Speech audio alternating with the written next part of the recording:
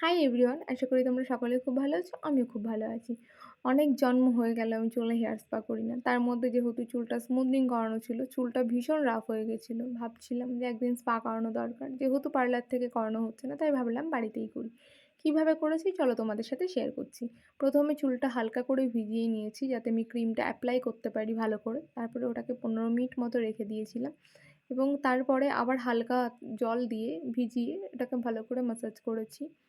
ম্যাসাজটা কেউ করে দিলে ভালো হয়, কিন্তু আমার তখন কেউ ছিল না বলে আমি নিজেই করেছি।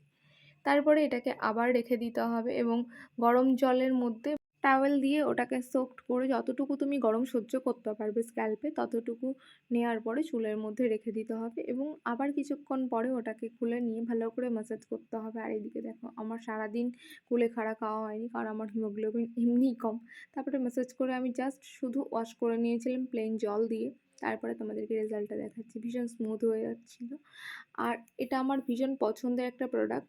তোমরা ইউজ করে আমাকে জানিও কেমন লাগলো। টাটা।